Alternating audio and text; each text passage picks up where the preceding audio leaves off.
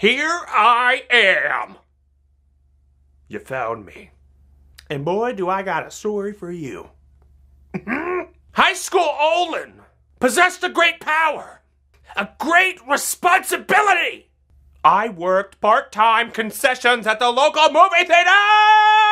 I was the gatekeeper of all your enjoyment. Me, I was the keeper of snacks. For my key ring held the lock to your taste buds. When you saw this pimply face, you saw eyes brooding with passion, desire, urges. I was a teenager, so there were some urges. Maybe even a little bit of boredom. In fact, lots of boredom. And that's what made me the best. My colleagues, the other staffers in the concessions booth, had a name for me. A name that I haven't been called in a very long time. They called me the Popcorn King. I might have told them to call me that because, look, everybody else had nicknames, and I didn't have nothing, so I came up with my own.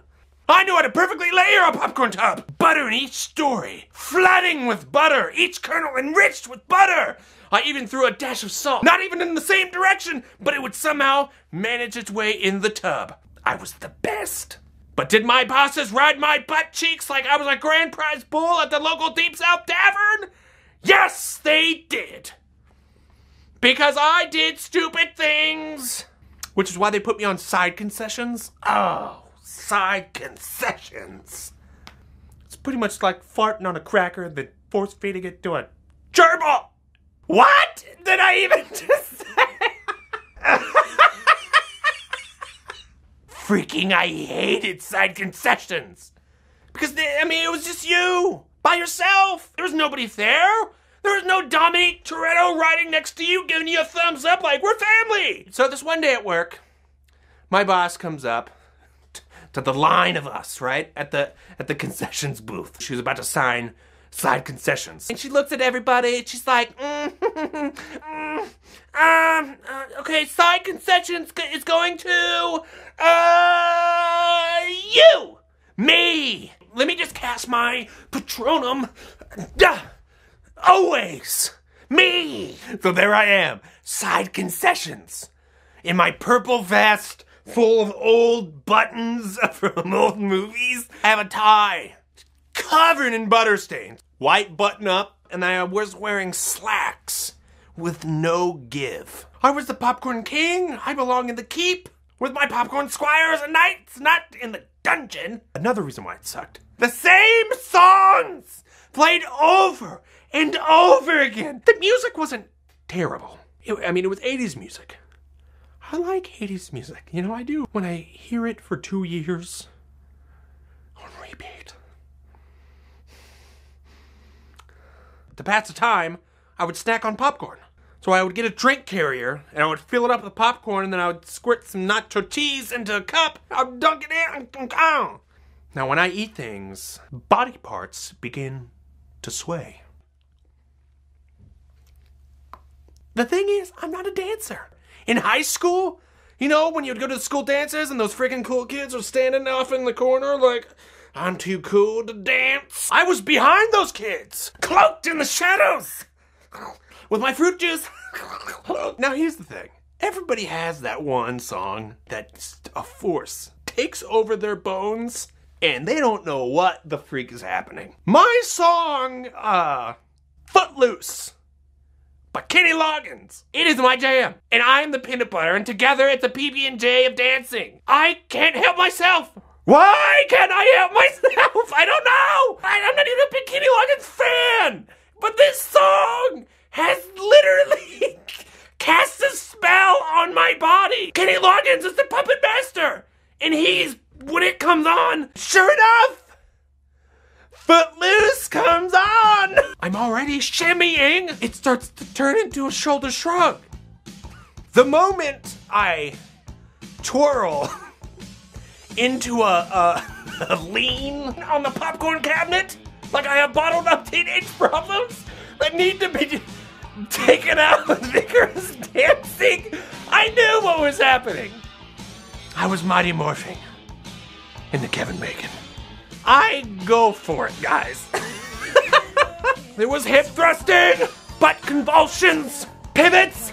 I did the pivots, spins, a whirl. I whirled, turned, squats. For the full 3 minutes, I dance. The song ends. So I go back to work, which pretty much is guarding candy for hours. It's 8 p.m.-ish. I'm sweeping popcorn debris, right? Which is a blast, by the way. And freaking, sure enough, guess what freaking comes on through the speakers? Kenny Loggins! It came back on! I start diving with the broom, the dang short broom, the concessions broom. We're like 2 rebellious teenagers in an old barn, just dancing it out. I'm just letting it out. We're just going and just did, and I dip the broom. I dip it, and oh yeah! I friggin' turned into Fantasia on beige buttery tiles back behind the snack house. I was in my old Disney movie, The Beauty and the Popcorn King. Beauty and the Popcorn King.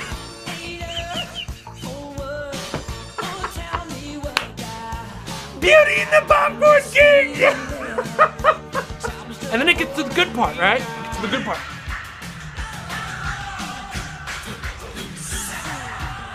So the song ends. And I'm freaking breathing out. I'm sweating! So it's 11 p.m. now. I'm finished for the day. I close. I clock out. I'm walking to the door. Hand on door, but then something pulls me back.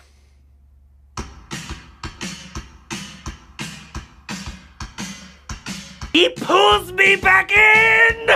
Loggins! I rip open my freaking purple vest. Buttons flying all over the place. By the way, this is not the first time my buttons have flown. I shimmy back in, and I snatch the Windex up, and I start spritzing. Oh, like spritzing. I needed to see a guidance counselor because my dancing was causing trouble. I needed a Stargate to get back to Earth because I was in my own perfect world. Until I whip a tear in my slacks right in the Pacific Rim. So I stop. I didn't want any kaijus coming out of that. So I go home. A couple days go by, and I go for my next shift. I park my car, I get out, and I see all my bosses kind of out smoking. Then they all start kind of dancing. Apparently, movies weren't the only thing being shown that night. There was quite the showing at the side concession stand via video cameras. They watched the whole pay-per-view event of Beauty and the Popcorn King. I thought I was done, finished, fired. I thought they were gonna be like, you're freaking fired, get your freaking dance, get going. I actually ended up getting a raise, mainly because it was my end of the year thing. Like, it actually butted up right against that, but I got 25 cents.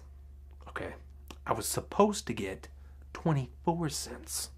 Why'd they give me that extra cent? Maybe a little bit of that, huh? Maybe a little bit of that got that extra cent.